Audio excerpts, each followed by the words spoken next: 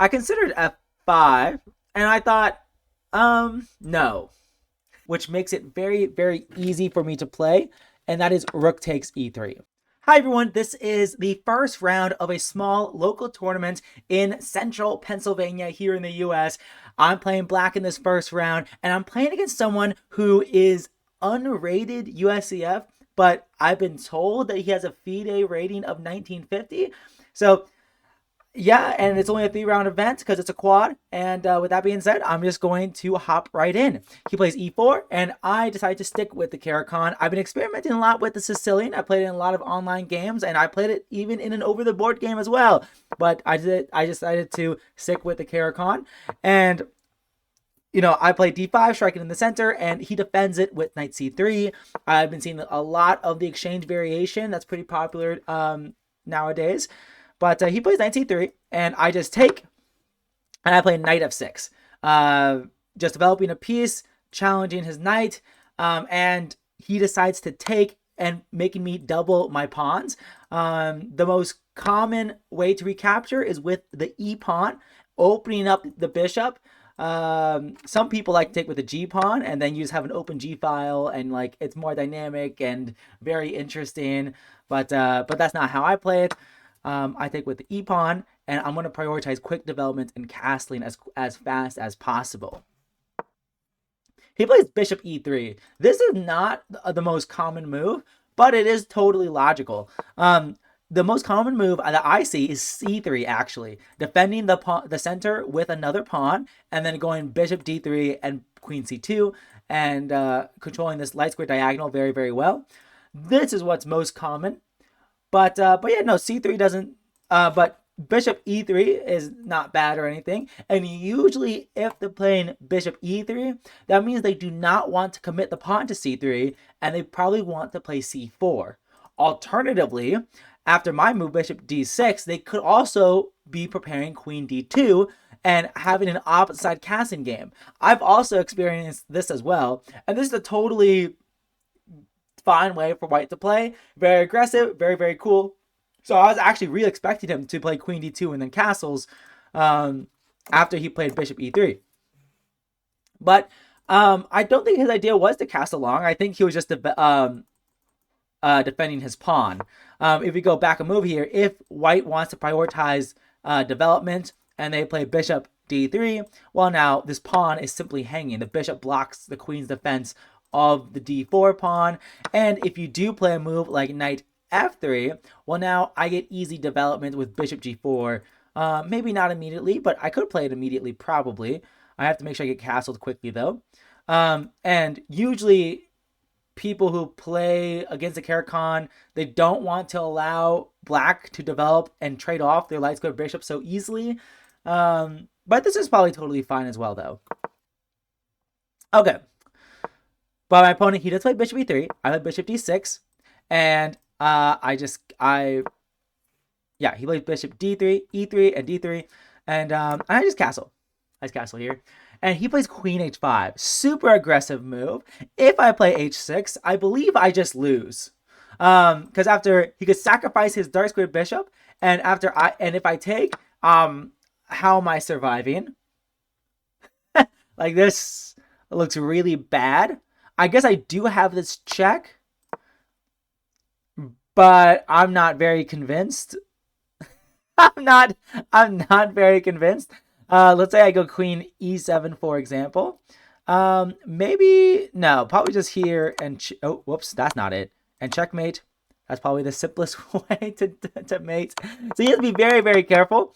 I guess if he does take on h6, I guess I could play g6, counterattacking his queen. But now he won a pawn out of the opening. And, yeah, why am I doing this? Why am I doing this? So yeah, h6 would be a bad move, but instead I just played g6, and my king is so totally safe. I have this extra pawn, the e file pawn that moved over to f6, is actually very useful against sacrifices in this opening. This is called the Tartakower variation of the Caracal, and like the Tartakower is known for having a very safe king because of this extra pawn, because the black king has 4 pawns in front of it and not just 3, and he does something absolutely crazy. I couldn't believe it when I saw it. He just gave up his bishop. And this is not a good sacrifice. Well, why isn't it a good sacrifice? It's because, well, firstly, my defense comes with tempo. I win time after he sacrifices his piece because his queen has to move. He can't spend more time developing his like knight, for example, because his queen's hanging. And so because he not only has to move his queen, but now I can win more time. And in this position, I played rook e8, but I probably should have played queen a5 check. And after, let's say, the pawn blocks, for example, queen h5, and the queen has nowhere to go, and white is going to be forced to take. And I'm just up a piece. I have 2 bishops. He has 1. I'm going to go on to win this game. Instead, I go rook e8 first. And he could castle. So now queen a5 isn't coming with a check. But this is still probably very good for me. Like, for example, if he doesn't defend this pawn, then and goes like queen a4, well, like, he's not super safe. Although he definitely takes another pawn, but it's actually getting a little bit complicated. Maybe he would like something like this. I think maybe I shouldn't allow him to take on the f6 pawn because now my dark squares are super, super weak. Yeah, it's definitely possible. But he could castle queenside and avoid me forcing the queen trade. Instead, though, he just plays h4, and if I'm really lazy and I play like knight d7, for example, he could play h5, and he's definitely trying to get in here. He might even consider just, if I play g5, for example, he could even consider sacrificing the bishop. Oh wait, it's pinned. So he probably castle, and then he might even consider sacrificing it to try to get a perpetual, although it doesn't look like it's working. Oh wait, duh, he can't even sacrifice because after pawn takes, then the queen would still guard that. Needless to say, though, this is more complicated than I want it to be. It's probably still winning, but I do not want to calculate this hard. So luckily, he did not castle, and he just played h4, and that allowed me to go queen a5 check and force a trade of queens, just like in the earlier position. So, of course, there's nothing better to do other than taking. There's something else I thought about in this position. I also thought about the move bishop f8 and queen f4 and queen d6. This was actually my initial thought before I found queen a5. And I thought, okay, this is still probably good for me. Like, for example, if he doesn't want to trade queens, he could go here. But I wasn't too worried in this position. Like, I felt like my position was really great. And actually, with queen f3, then I could even consider taking the d4 pawn because the bishop is pinned to the king. So in the end, he can't castle now. But he could go something like this, and maybe it gets kind of annoying. Maybe. But I could take and then go bishop b4, and his king looks pretty weak too, so it's not super easy for him.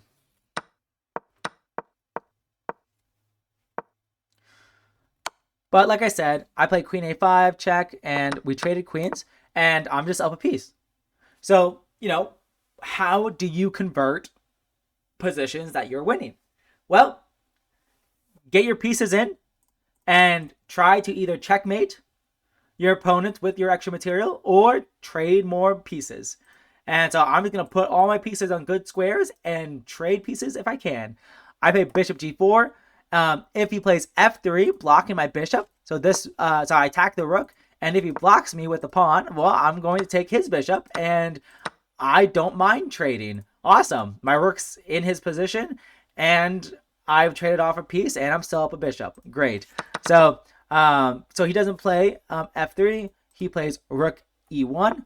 And actually, this bishop is pinned. So if this pawn could teleport to f4, he wouldn't be able to take. Well, first, because it's guarded by the bishop, but also because if he moved the bishop forward, for example, then the rook would be hanging on e1 there.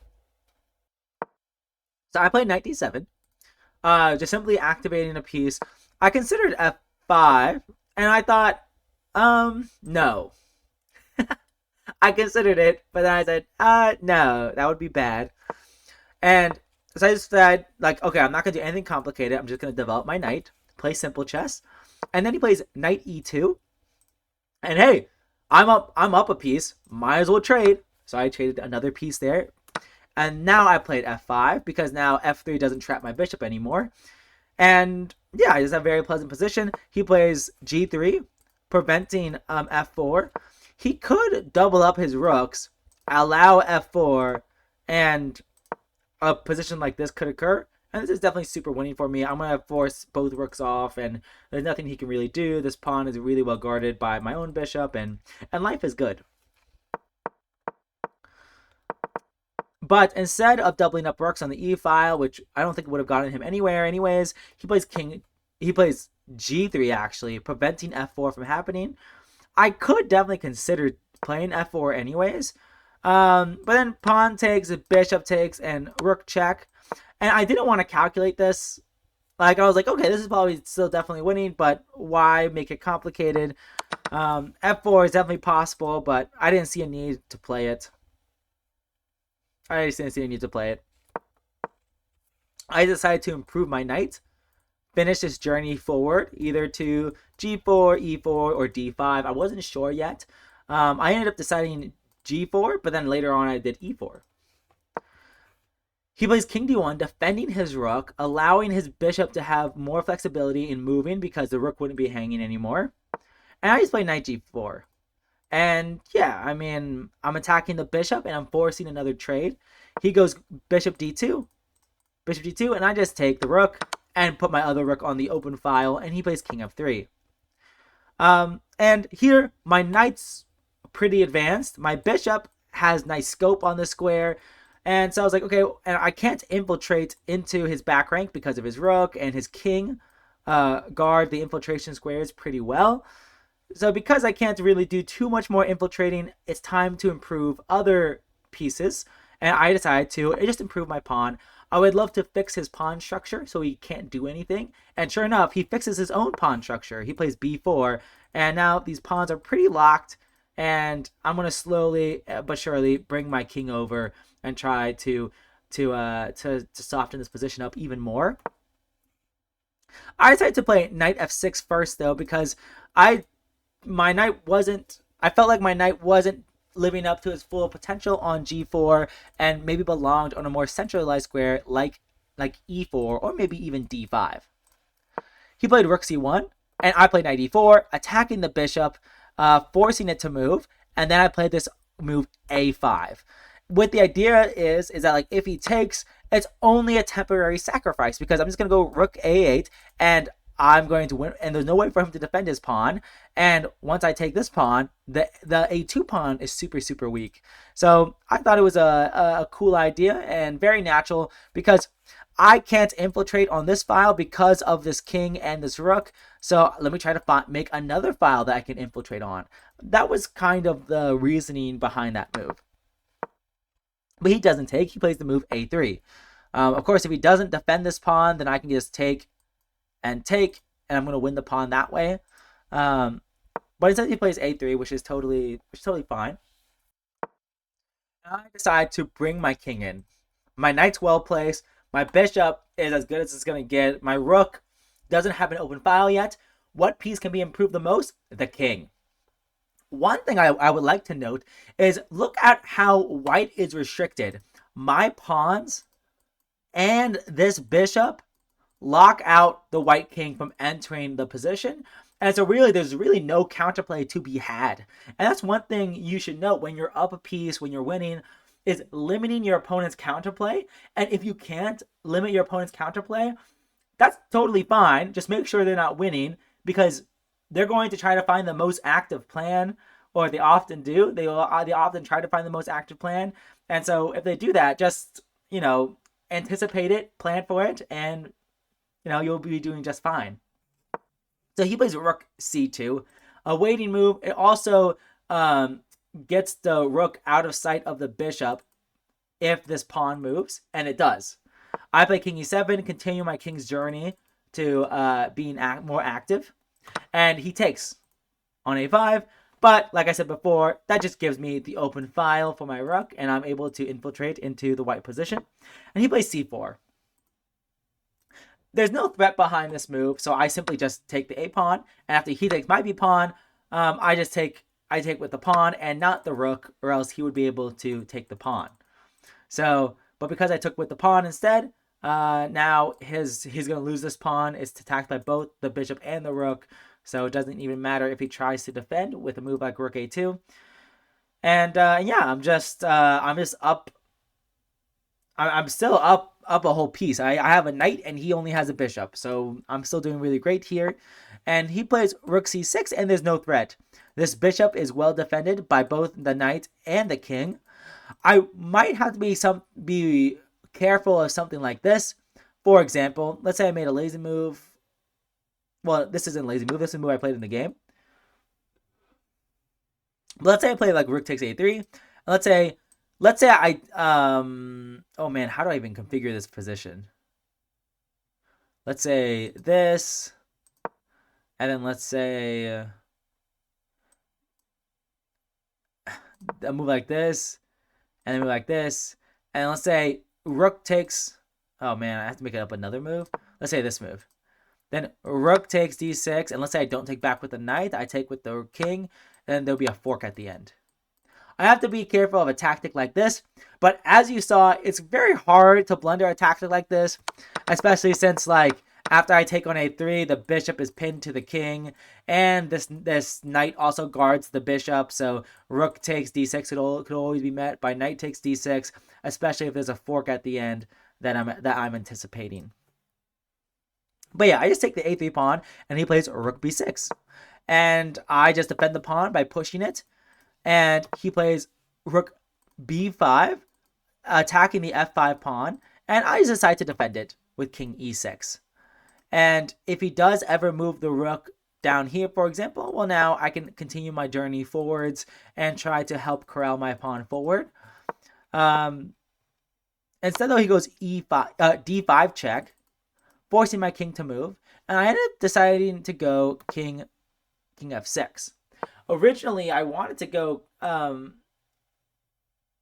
king e5, and I thought, like, okay, well, after bishop, okay, oh yeah, I think I was, let's take king g2, for example, getting out of the pin. Now, bishop f5, f4 could happen next move, forcing my king to move, and then he could take the bishop, and after knight takes, this b pawn is hanging with check. Although I'm up a piece, if I lose this pawn, like let's say we traded off these pawns, it's so much closer to a draw. It is so, like, despite being up a piece, like these pawns are going to be really hard to mobilize because they're all isolated pawns. And even though I'm up a piece, it doesn't matter if we trade off all the pawns, because if I have a knight and a king versus a king, that's a draw. So that's one thing to be aware of. Like, the last thing I want is to lose this pawn or trade off this pawn for this pawn. That would be very, very, very, very, very bad for me, and very bad for my winning chances at the very least. So he plays d5 check. I just go king f6. I didn't like how after king g2, my king is the target of checks on f4. And so I just played king f6, and I thought it made a lot of sense. And he plays king g2. And here, like, maybe if I knew he's going to go king g2, I would have played this move. But I play a very practical move, which makes it very, very easy for me to play. And that is rook takes e3. If I was going to play this move, I probably should have played king e5, to be honest.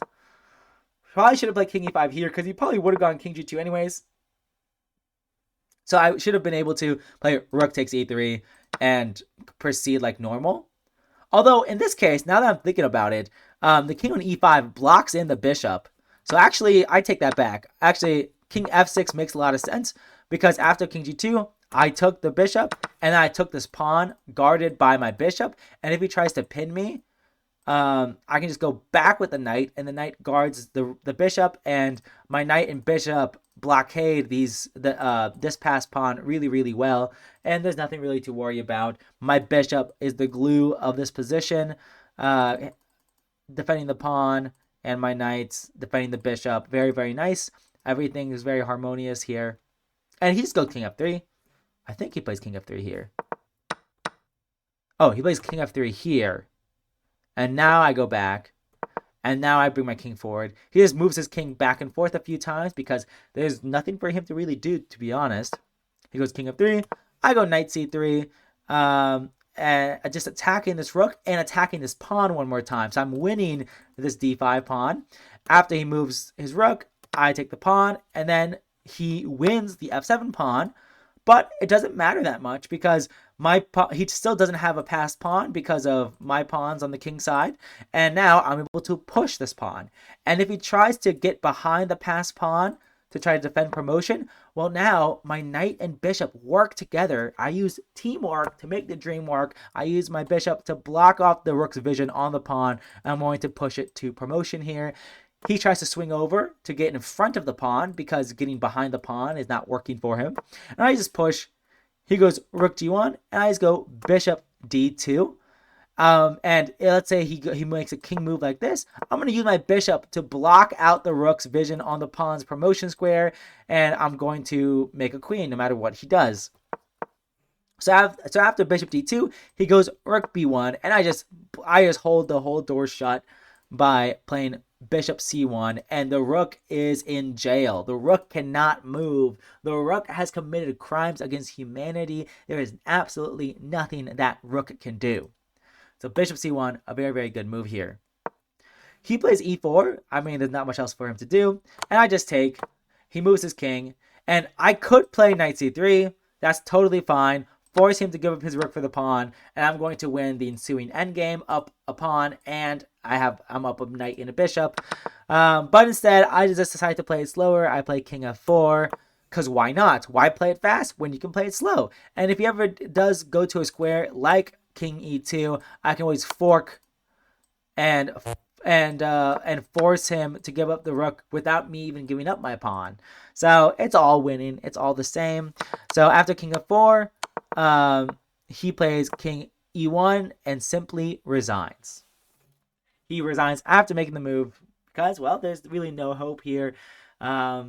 Black was just up a piece and converted the position. And that's the whole game. That's the whole game. So hopefully you guys learned a thing or two about converting positions. I think the most instructive moment, or maybe not instructive, but interesting moment, was probably sacrificing the exchange. I'm up a piece, but might as well give up the exchange just so then I don't have to calculate. Like, I was tired of calculating and making sure his bishop doesn't get active and that stuff. So, like, okay, I'll just sacrifice the exchange, and my knight and bishop work super well together, and the rook can literally do nothing, and I'm just going to go on to win the game. So, I thought it made a lot of sense, and I'm happy I was able to do it. I'm happy I was able to win this game, and although he had a FIDE rating of 1950, apparently, it definitely... Like, that sacrifice in the beginning of the game, I'm not really sure how strong he really is. But, needless to say, it worked out well for me. I mean, people do bad sacrifices sometimes. That's totally natural, I suppose. But yeah, that's the game. I'm going to run the game review. And I will see you guys in the second round, where I play against a 2100 plus rated player. Peace.